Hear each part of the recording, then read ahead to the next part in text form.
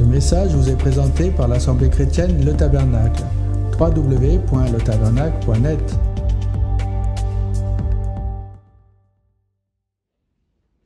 Ce matin,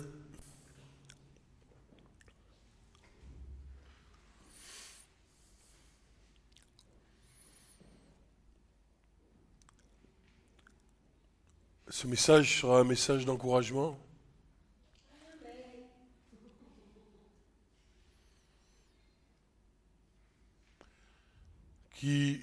Quel enfant de Dieu n'a pas besoin d'être encouragé dans sa marche?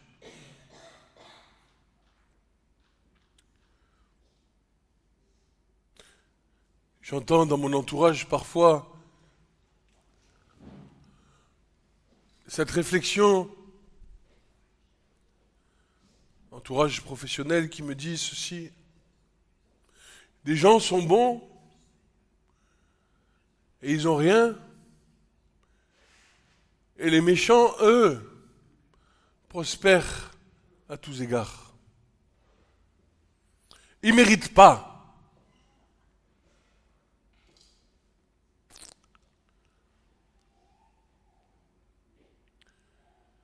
Et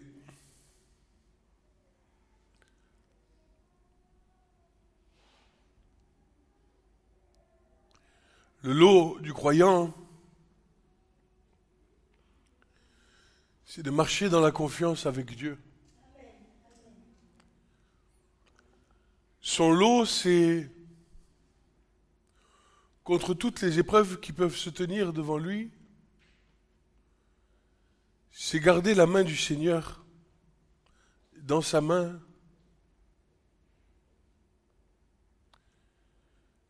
et par vent et marée, dire au Seigneur: je te fais confiance, Seigneur.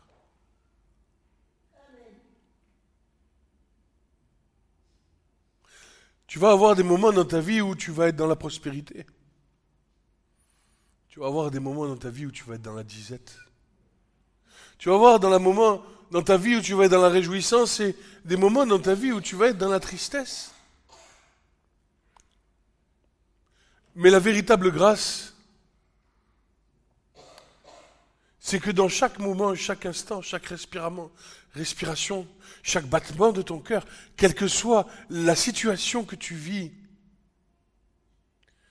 toujours dans la confiance avec le Seigneur.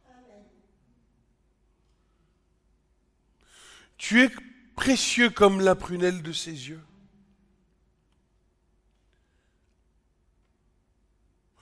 Même le prophète Jérémie, à un moment donné, va dire ceci: je t'ai aimé d'un amour éternel. Jésus, dans une parabole, dira: mais ne savez-vous pas que les oiseaux des cieux ne sèment ni ne moissonnent? De quoi allez-vous manquer? Est-ce qu'il te manque quelque chose dans ta vie? Il ne te manque rien de ce dont tu as besoin. Et tout ce qui te manque, ce ne sont que des envies. Et nous savons que l'envie, elle est de la chair, n'est-ce pas? Et que l'envie, elle est inimitié contre Dieu. Alors, lorsque tu passes dans l'épreuve, enfin que fois, finalement, tu considères comme une épreuve, mais que le Seigneur dit: mais c'est normal, en fait. Tu considères l'épreuve parce que ça touche à ta chair et au plaisir dans lequel elle veut tirer sa satisfaction.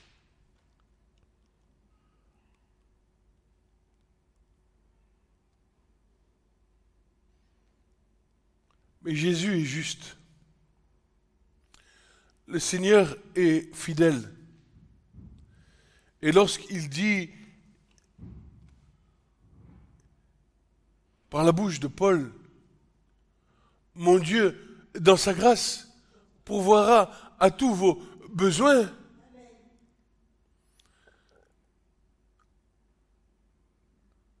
pas vos envies, vos besoins. Nous devons prendre cette parole et nous en saisir par le moyen de la foi. Et même si le temps d'attente dans lequel il te semble être long, ben la parole déclare que si la promesse tarde, attends-la. Car elle viendra certainement. Comme la parole de Dieu parle, comme la parole de Dieu fait son effet dans l'actualité, comme la parole de Dieu fait son effet dans la géopolitique, comme la parole de Dieu a fait parler par la bouche des prophètes de la venue de Jésus, de sa crucifixion, de ses souffrances, de sa résurrection et de son retour. La parole de Dieu fait son chemin. Et toi, en tant qu'enfant de Dieu, tu dois te trouver sur ce chemin. Ne pas faire confiance à tes propres capacités. À dire, si j'ai gagné de l'argent, c'est par mes sacrifices. On va voir ces choses. C'est par mon travail. C'est par... Non. Si tu as gagné de l'argent, c'est que Dieu a bien voulu déclencher l'action pour que tu aies ton salaire, ou pour que tu aies ton travail, ou pour que tu aies un chantier, ou pour que... Je vais vous dire quelque chose, un petit témoignage. On était en train de la reprise au niveau du travail. Nous avions puisé dans les caisses de l'entreprise pour nourrir les salariés. Et les caisses étaient en train de s'amenuiser. Et il me restait peut-être 5 € sur le compte de l'entreprise. Mais tout ça était un piège de l'ennemi pour que je perde foi, que je puisse trouver des moyens détournés d'aller chercher de l'argent à droite et à gauche. Sauf que j'ai attendu. Et j'ai dit, Seigneur, si j'en suis là aujourd'hui, c'est parce que toi, tu as voulu que je sois là. Mon travail, il n'est rien sans que toi, tu le bénisses. Alors, Seigneur, s'il te plaît, fais quelque chose. Et voici un miracle se produit. Une personne avec sa femme rentre dans le magasin et me disent, voilà, on voudrait acheter ce spa que tu as là en stock qui valait une certaine somme d'argent et qui m'a permis de rebondir.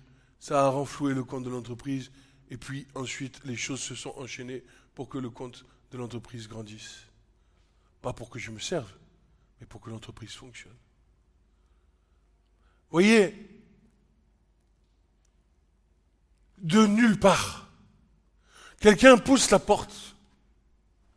Et voici que la chose, le miracle, arrive. La seule confiance en Dieu, la seule marche véritable dans le Seigneur, c'est d'avoir confiance dans toutes les circonstances. J'aurais pu dire comment je vais faire, Non, Seigneur, je te fais confiance. À toi, je fais confiance. Et à seulement toi, je fais confiance. Je sais pas. Alors bien sûr, bien sûr, on a fait de la pub, bien sûr, on a agi aussi, parce qu'en tant que chef d'entreprise, la vision, il faut qu'à un moment donné, tu trouves les vecteurs pour... Bien sûr, ça c'est ton travail de chef d'entreprise. Mais je vais te dire quelque chose, Dieu s'en moque. Parce que lui, il fait venir n'importe qui dans ta maison. À même titre qu'il peut faire venir quelqu'un dans ta maison avec un panier rempli de nourriture. Comme j'ai vu l'autre jour, voilà, un SDF sur une vidéo où quelqu'un lui apporte un colis et à l'intérieur, il y avait de la nourriture. Et pourtant, cet homme-là, il ne connaît peut-être pas le Seigneur. Mais Dieu pourvoit à tous nos besoins. Et notre rôle devant Dieu, c'est d'être toujours en action de grâce pour ces choses. Toujours avoir un cœur qui va remercier le Seigneur. Toujours dans cette démarche d'être toujours redevable à Dieu. Et on a tendance à l'oublier.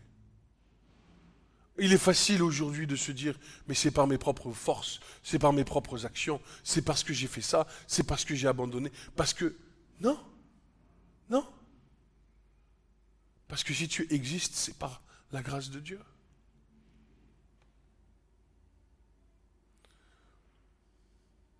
Alors voici un verset qui m'a interpellé dans l'Écriture, et a interpellé plus d'un.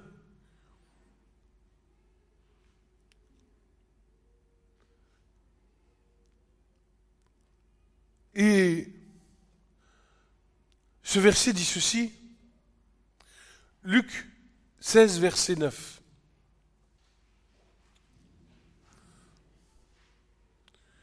Ce verset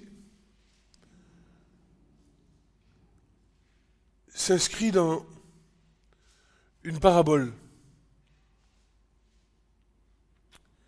Mais c'est ce verset qui m'a interpellé. Et moi je vous dis, dira Jésus, faites-vous des amis avec les richesses injustes, afin que quand vous viendrez à manquer, afin que vous viendrez en manquer, vous soyez reçus dans des tabernacles éternels.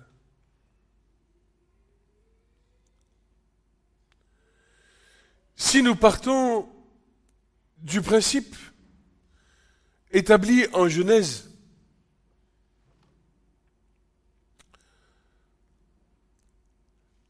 Genèse 3, versets 17 à 19, et à Adam, il dit, « Parce que tu as écouté la voix de ta femme et que tu as mangé de l'arbre au sujet duquel je t'ai commandé, disant, tu n'en mangeras pas, maudit est le sol à cause de toi, tu mangeras en travaillant péniblement tous les jours de ta vie. Et il te fera germer des épines et des ronces, tu mangeras l'herbe des champs, à la sueur de ton visage tu mangeras du pain jusqu'à ce que tu retournes au sol, car c'est de lui que tu as été pris, tu es poussière et tu retourneras à la poussière. » Alors ce verset, pour un incroyant, lorsqu'il va lire la Bible, il va dire ceci. Qu'est-ce qu'il est dur ce Dieu ? Travailler à la sueur de mon front, et pourtant le fruit ne portera pas son fruit, il va y avoir des ronces.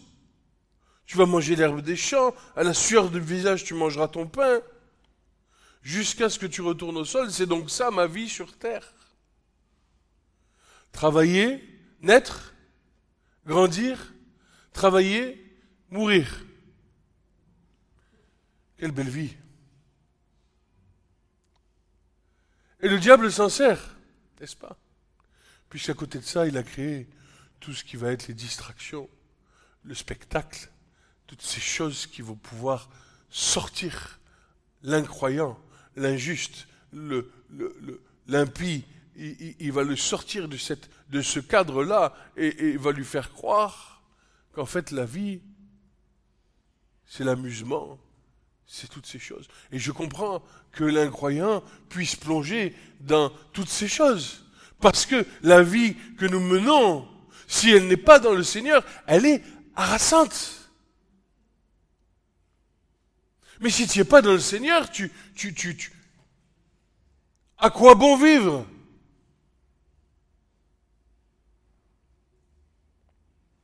Alors notre vie sur terre sans Dieu est une condamnation héritée de nos parents Adam et Ève. Ainsi, sans Dieu, le travail fourni pour vivre est un dur labeur qui ne porte bien souvent pas de fruits exquis dans lesquels nous pouvons nous rassasier. Le travail n'est pas un plaisir dans le monde, c'est une condamnation. condamnation. Je suis condamné à travailler pour vivre. Le travail produit est considéré comme une charge lourde à porter. Surtout lorsque nous voyons ce qui se passe dans ce monde, notamment sur ces principes de vie économique fondés sur la puissance de Babylone, qui est l'asservissement de l'homme par l'homme. Parce que tu vas commencer à travailler, mais tu vas avoir quelqu'un au-dessus qui va te demander de travailler, et si tu ne travailles pas bien, il va te rajouter du fardeau dessus, à la manière que faisait Pharaon pour les Hébreux, lorsqu'ils travaillaient pour eux. Il va rajouter des charges de travail sur toi. Mais ce qu'on oublie de dire, et ce qu'on oublie de remarquer, bien souvent, c'est qu'à l'origine de la création et dans la pensée de Dieu, il n'en était pas ainsi, puisque nous voyons clairement que Dieu créa l'ensemble de la création pour que l'être humain puisse en jouir gratuitement et sous le regard bienveillant de la bénédiction de Dieu, car ce n'est seulement qu'après la création de l'être humain, ce n'est seulement après la création de l'être humain qu'il nous est dit ceci, en Genèse 2, versets 5 à 6, « Car l'Éternel Dieu n'avait pas fait pleuvoir sur la terre, car il n'y avait pas d'homme pour travailler le sol, mais une vapeur montait de la terre et arrosait la surface du sol. » Dieu avait préparé les arbres, avait préparé les animaux, avait préparé toutes ces choses, mais pour que toutes ces choses puissent prendre vie, il fallait qu'il y ait la pluie, et la pluie n'est pas tombée avant que l'être humain ne fût créé. Ce qui confirme que toute la création a été faite pour un but précis, c'est-à-dire la vie de l'être humain. Ainsi donc, lorsque l'être humain fut chassé de l'Éden, nous savons en tant que croyants que l'accès à la bénédiction de la vie dans le jardin d'Éden, que Dieu voulait nous accorder, fut fermé pendant des siècles, jusqu'à ce que Jésus vienne en sa personne rétablir l'accès à cette compréhension. Nous voyons ceci en Genèse 3, versets 23 à 24. « Et l'Éternel Dieu mit l'homme, l'être humain, en dehors du jardin pour labourer le sol d'où il avait pris. Il chassa l'homme, le plaça à l'orient du jardin d'Éden, les chérubins et la lame d'épée qui tournoyait çà et là pour garder le chemin de l'arbre de vie. » Lorsque Jésus va venir, il va réparer cette brisure du monde. La brisure du monde dans lequel Dieu souffrait. Parce que le fait que le travail soit harassant, le travail soit quelque chose qui ne portait pas de fruits pour l'homme, Dieu a vu cette chose apparaître, l'asservissement de l'homme par l'homme.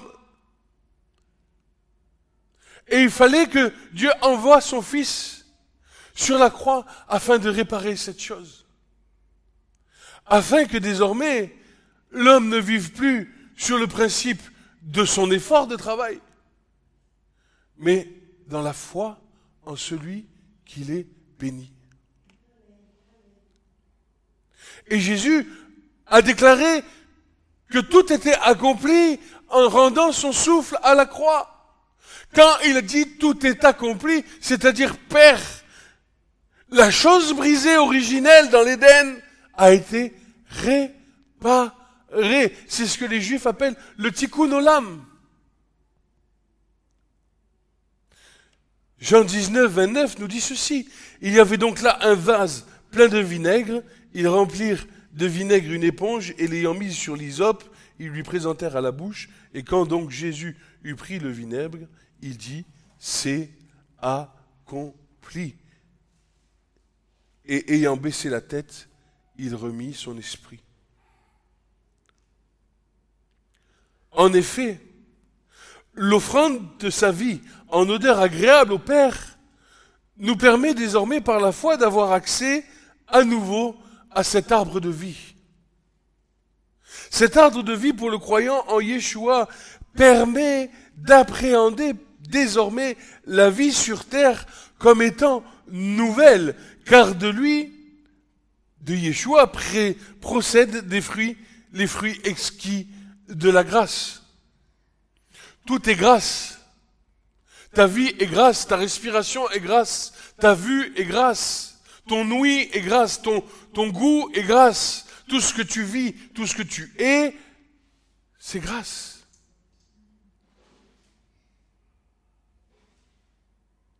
Et Paul l'avait compris, car il dit ceci, 1 Corinthiens 15, verset 10, « Mais par la grâce de Dieu, je suis ce que je suis, et sa grâce envers moi n'a pas été vaine. J'ai travaillé beaucoup plus qu'eux, non pas toutefois, mais la grâce de Dieu qui est avec moi. »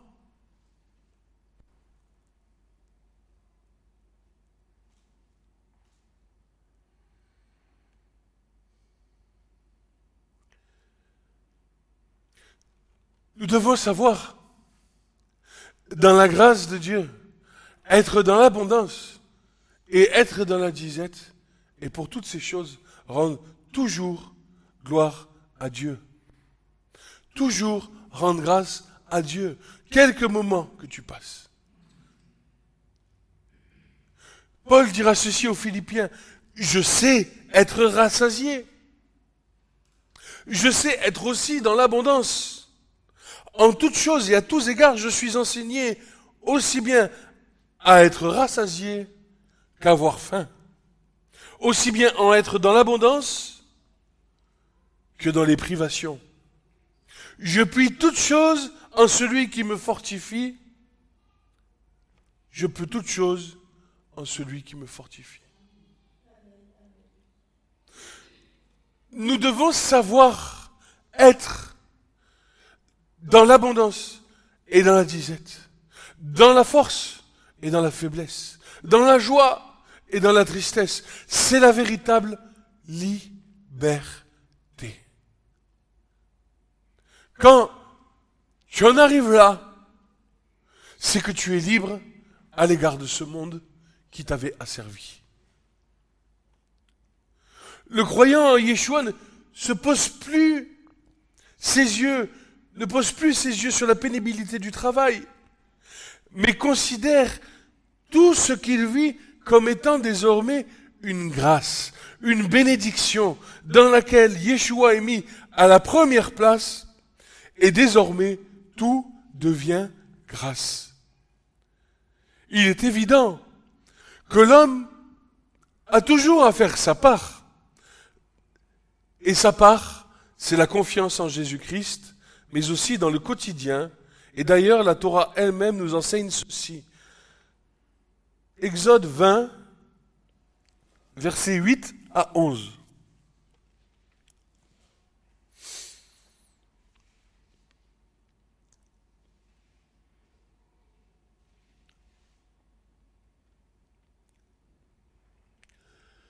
Souviens-toi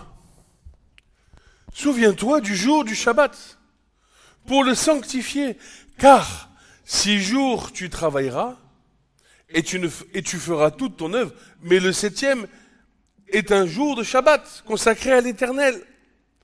Tu ne feras aucune œuvre, ni toi, ni ton fils, ni ta fille, ni ton serviteur, ni ta servante, ni ta bête, ni ton étranger qui est dans tes portes, car en 6 jours, l'Éternel a fait les cieux, et la terre, et la mer, et tout ce qui est en eux, et il s'est reposé le 7e, c'est pourquoi l'Éternel a béni le jour du Shabbat et l'a sanctifié.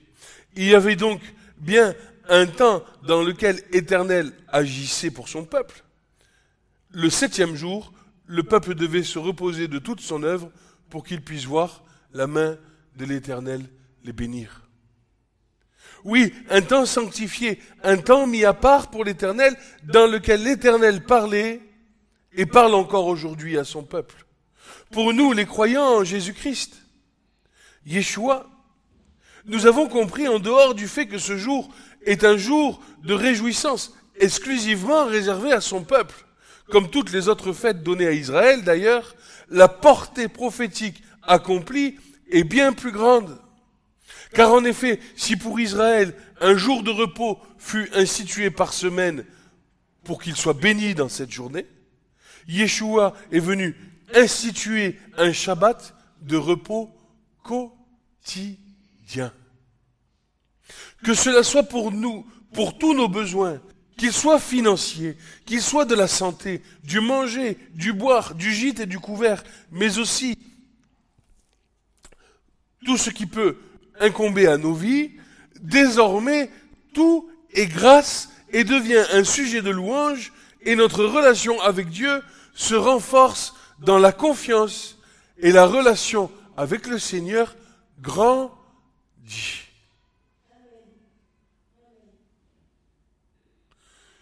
Quand tu vois Dieu agir dans ta maison et dans ta main, alors la relation de cœur à cœur avec le Seigneur, il devient ton ami.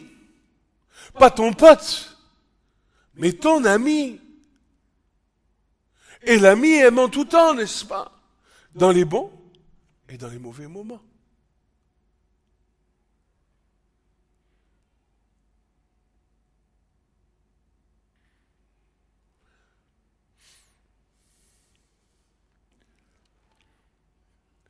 Plus tu marches avec le Seigneur, selon la confiance que tu vas lui accorder, plus la relation avec lui va grandir. Elle va se fortifier, elle va se solidifier, parce que tu vas voir que tu ne manques de rien. Et Paul dira ceci, Philippiens 4, 19, un verset que nous connaissons tous, que nous disons tous. Mais est-ce que nous le vivons? Mais mon Dieu suppléera à tous vos besoins selon les richesses en gloire par le Christ Jésus. Tous vos besoins. Carburant, électricité, tout ce qui peut toucher à ta vie, ne t'inquiète pas, le Seigneur a déjà pourvu à ces choses. Parce que tu es dans le plan de Dieu. Tu es dans son plan. Tu es dans le fleuve de sa parole vivante et il va te conduire jusqu'au tabernacle éternel. Par conséquent, et pour nous, nous travaillons chaque jour, mais nous sommes également chaque jour dans le repos de notre Seigneur, ayant été éclairés sur la grandeur de son règne. D'ailleurs, Jésus va le dire, et il leur dit en Marc 2, 27 à 28, le Shabbat a été fait pour l'homme, et non pas l'homme pour le Shabbat. De sorte que le Fils de l'homme est Seigneur aussi du Shabbat. Le Shabbat a été fait pour l'homme. Jésus a inauguré un Shabbat quotidien pour toi, pour que tu puisses te reposer en lui. Bien sûr que tu fais ta part, mais ce qui manque à ta part, le Seigneur pourvoira à ce qui manque à ta part. Il n'en demeure pas moins que nous devons, pour des raisons physiologiques, des raisons sociales, avoir un repos physique chaque semaine afin de permettre au corps de se régénérer. Mais ça, c'est encore un autre sujet. Le terme richesse injuste, employé dans Luc 16, verset 9, signifie littéralement ce qui provient de Mammon. Ça vient en opposition aux valeurs de ce monde qui dit « C'est parce que j'ai travaillé dur, parce que je mérite, parce que c'est moi qui ai fait ça, donc c'est juste que je reçoive ces richesses. » Mais Jésus, lui, ne dit pas cela. Il vous dit « Faites-vous amis avec les richesses injustes et en fait, il dit « Soyez reconnaissants, aimez de la grâce qui vous est accordée dans les richesses que vous obtenez, et dans ce cas de figure seulement, lorsque vous en manquerez, vous ne manquerez de rien, car votre Père qui est aux cieux s'occupera lui-même de vous. Vous serez reçus dans des tabernacles éternels dans lesquels, bien sûr, rien ne manque. Ainsi, Jésus nous commande et dit, rendez donc à César ce qui appartient à César et rendez donc à Dieu ce qui appartient à Dieu. Qu'est-ce qui appartient à Dieu? Toutes choses. Et la foi qu'il a déposée en toi. Et quand tu fais confiance en Dieu, tu es en train de rendre ce qu'il t'a donné. Il dit ceci, Matthieu 6, 32, verset 34. Car les nations recherchent toutes ces choses. Mais votre Père céleste sait ce dont vous avez besoin. Recherchez premièrement le royaume de Dieu et sa justice. Toutes choses vous seront données par-dessus. Ne soyons pas donc en souci pour le lendemain, car le lendemain sera en souci de lui-même. À chaque jour suffit sa peine. Il est facile de retomber dans notre génération, d'être tenté de dire que ce que je le gagne parce que je travaille, par mes propres efforts, mes propres sacrifices. Mais ce genre de pensées sont en piège, car elles s'élèvent même contre la pensée de Dieu. Matthieu 6, versets 25 à 34, lui dit ceci. Il vous dit ceci. Et Jésus te parle ce matin. Et il va te dire ceci. Ne soyez pas en souci pour votre vie, de ce que vous mangerez, ou de ce que vous boirez, ou pour votre corps, ou pour de quoi vous serez vêtus. La vie n'est-elle pas plus que la nourriture, et le corps plus que le vêtement? Regardez aux oiseaux des cieux. Ils ne sèment ni ne moissonnent. Ils n'assemblent pas dans les greniers, et votre Père céleste les nourrit. Ne valez-vous pas mieux qu'eux? Et qui d'entre vous, par le souci qui se donne, peut ajouter une coudée à sa taille? Et pourquoi êtes-vous souci du vêtement? Étudiez donc les lys des champs. Comment ils croissent? Ils ne travaillent ni ne filent. Cependant, je vous dis que même Salomon, dans toute sa gloire, n'était pas vêtu comme l'un d'eux. Et si Dieu revêt ainsi l'herbe des champs, qui est aujourd'hui et qui demain sera jetée dans le four, ne vous vêtira-t-il pas beaucoup plus tôt, gens de petite foi? Ne soyez donc pas en souci, disant, que mangerons-nous, ou que boirons-nous, ou de quoi serons-nous vêtus? Car les nations recherchent ces choses. Mais votre Père céleste sait de quoi vous avez besoin. Et il reprend, recherchez premièrement le royaume de Dieu et sa justice, et toutes ces choses vous seront données par-dessus. Ayant donc cette ferme espérance comme ancre de l'âme, avançons avec confiance dans ce que le Seigneur nous demande. Et l'Ecclésiaste, à son chapitre 3, va nous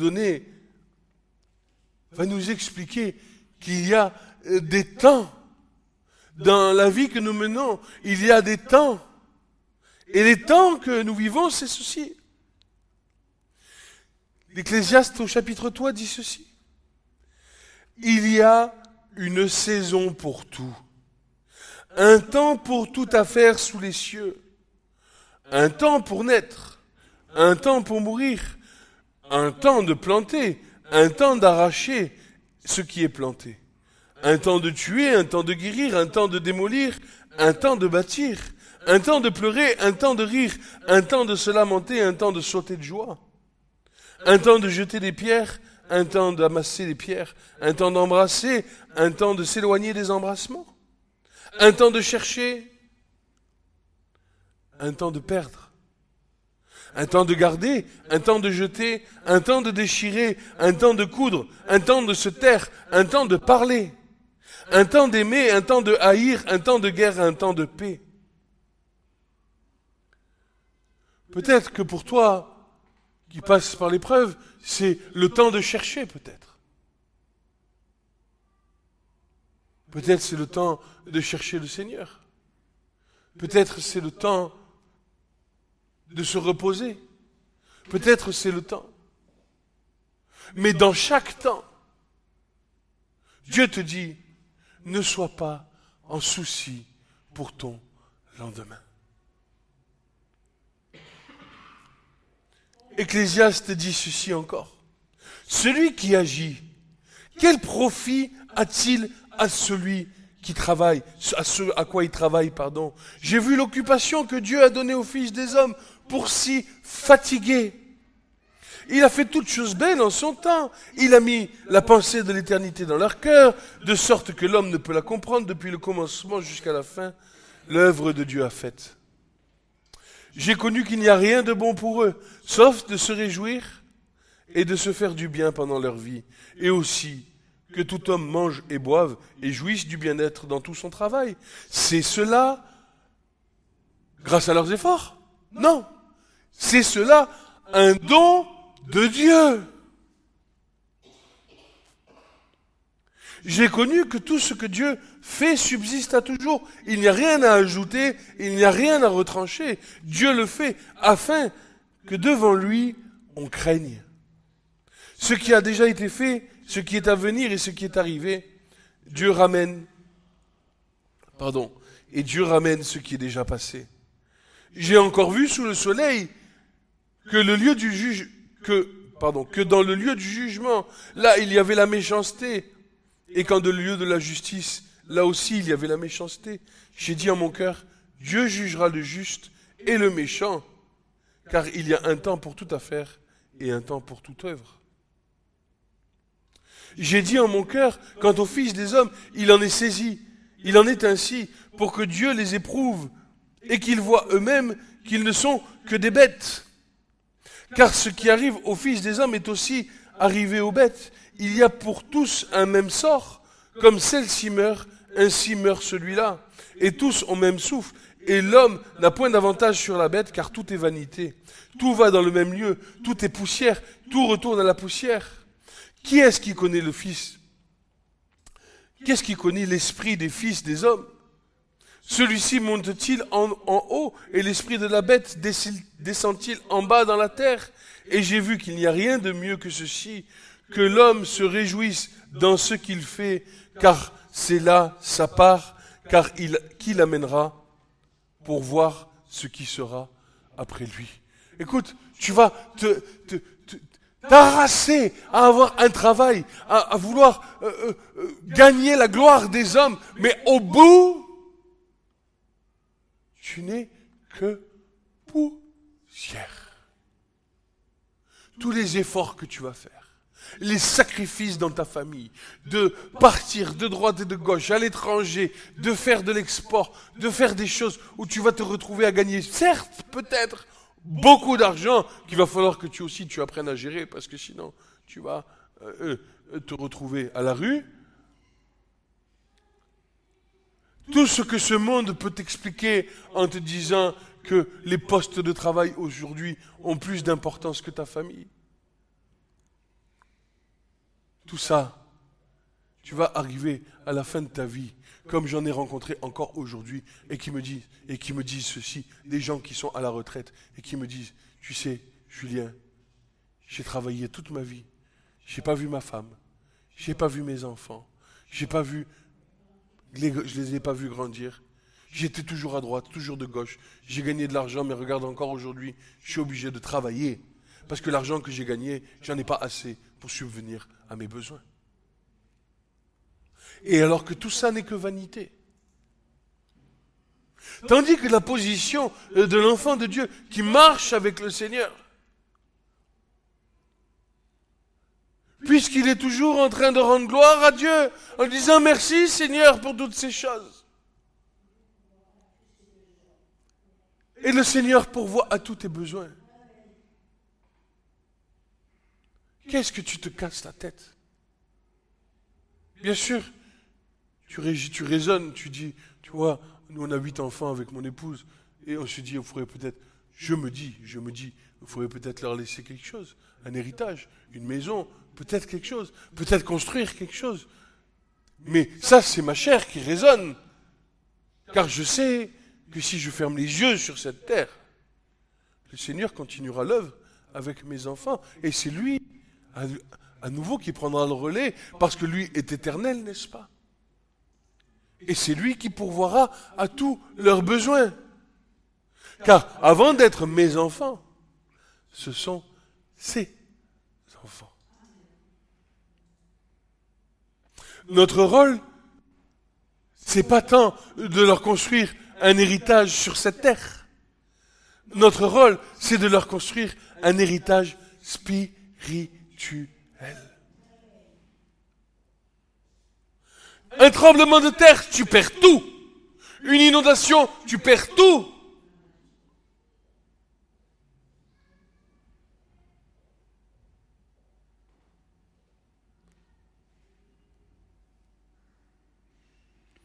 Et après tu pleures. Parce que ton assurance ne veut pas te rembourser. Eh oui. Pourtant tu avais pris la meilleure. Et ils ont su te prendre l'argent, mais ils ne veulent pas te dire parce que tu n'es pas en état de catastrophe naturelle, il n'y avait pas assez de maisons inondées. Pourtant, tu as tout perdu. D'ailleurs, vous savez, l'Écriture déclare que nous sommes des Lévites.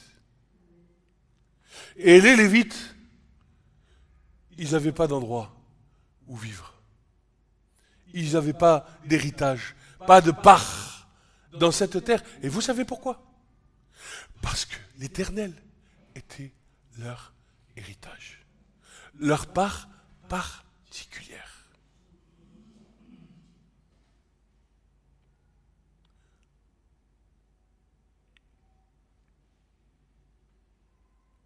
Alors ce matin, si tu passes par le désert, souviens-toi même que dans la traversée du désert, Israël n'a manqué de rien. Ni de nourriture, ni de gîte, ni de couvert, ni d'un lieu pour la présence de Dieu. Ni d'eau, ni de rien du tout. Mais par contre, à chaque fois que le peuple commençait à murmurer contre Dieu, le plan de Dieu était retardé pour eux. Aussi, toi qui marches par la foi avec Dieu, lève-toi, prends autorité dans le nom du Seigneur pour proclamer et te souvenir de sa fidélité, de son amour envers toi, de la prunelle de ses yeux que tu es. Souviens-toi qu'il t'a donné sa vie pour que toi, tu puisses vivre et que ton sang t'a racheté.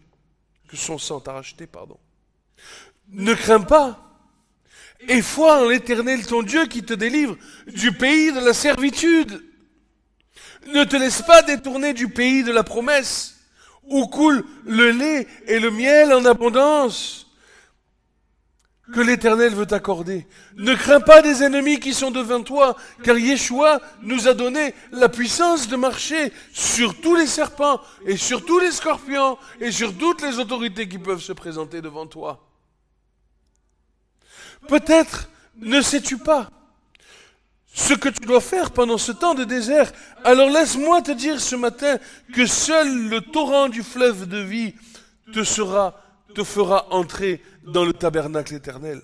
Le tabernacle éternel est celui où Jésus-Christ règne, dans lequel sa grâce coule et dans lequel il ne manque aucune des richesses, celle de la bénédiction sur nos vies. Laisse-toi conduire par lui et par lui seul. Ne murmure pas comme le firent les fils d'Israël, mais accepte que Jésus-Christ te fasse justice au temps opportun. Laisse-toi conduire par le fleuve d'eau vive qui jaillit de son trône. Tu es dans le désert. Dans le désert, en Israël, il y a des fleuves à sec Et parce qu'il y a une pluie qui va tomber à des kilomètres de là, ce fleuve va se remplir en l'espace de quelques minutes. Et toi, il faut que tu te trouves dans ce milieu-là pour que le Seigneur puisse te conduire jusqu'au but qui est le royaume de Dieu. Et c'est seulement dans cette condition que tu pourras vivre la gloire de Dieu sur la terre. La confiance, la émouna en Dieu. Et combien de chrétiens aujourd'hui, combien de chrétiens croient que c'est parce qu'ils ont des richesses sur cette terre qu'ils sont heureux. Ils ont remplacé Dieu par Mammon. Combien se disputent, combien se déchirent dans les familles lorsqu'il y a un décès et qu'il faut retribuer l'héritage. Pourtant chrétiens, pourtant même certains font même des catéchèses. Pourtant même enseignent la parole de Dieu aux enfants. Mais ils ne vivent rien de ce qu'ils disent et de ce qu'ils enseignent.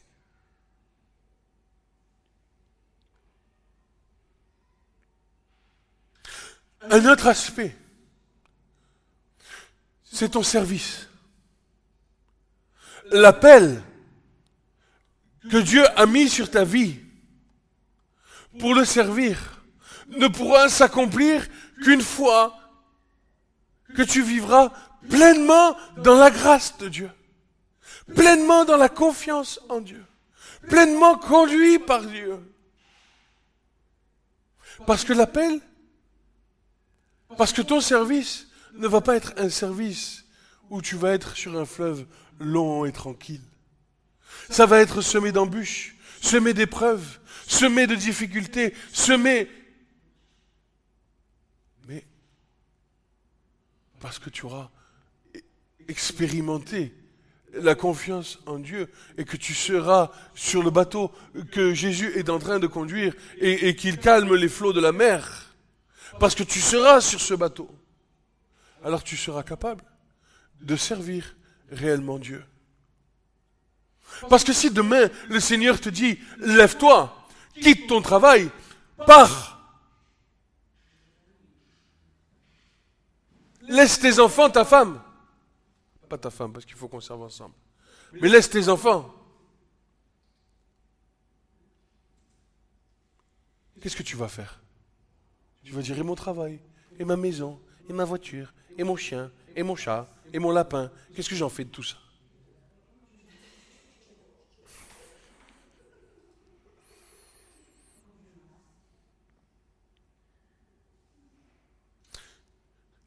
Jésus dira ceci à ses disciples quand ils reviendront.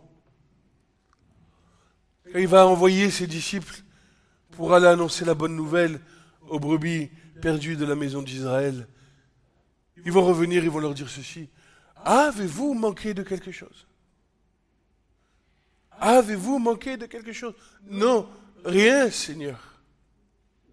Dieu était en train de leur montrer que sa main était tendue et qu'il n'avait besoin de rien si ce n'est de la grâce de Dieu. Alors, toi qui entends ça, rentre pleinement dans ton appel. Marche avec le Seigneur. Lève les yeux vers celui qui est le rémunérateur de ta foi. Ne te laisse pas tromper par l'ennemi et rappelle-lui sa fin. Ésaïe le prophète, à son chapitre 54 et son verset 10, dirait ceci. Car, il y a d'ailleurs un petit chant comme ça. Si les montagnes se retiraient, si les collines seraient ébranlées, ma bonté ne se retirerait point de toi, et mon alliance de paix ne serait pas ébranlée, dit l'Éternel, qui a compassion de toi.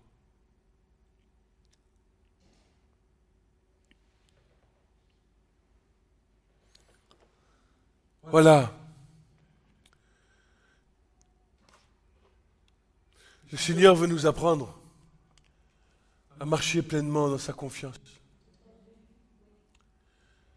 Tu ne peux pas vivre si tu n'es pas dépendant du Seigneur. Enfin, tu ne peux pas vivre dans dans la volonté de Dieu si tu n'es pas dépendant de lui.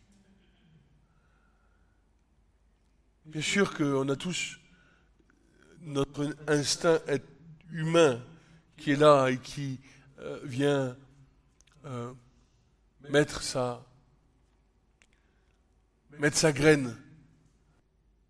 Mais Dieu ne nous en veut pas pour ça.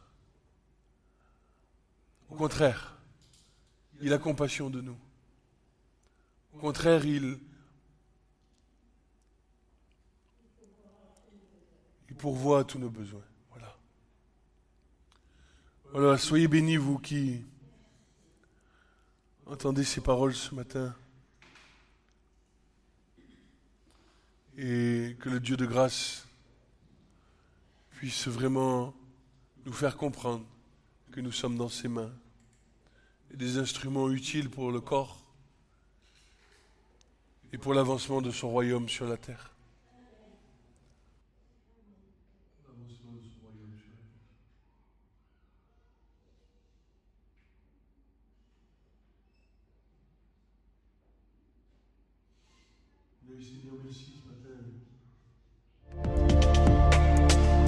Ce message vous a été présenté par l'Assemblée chrétienne Le Tabernacle.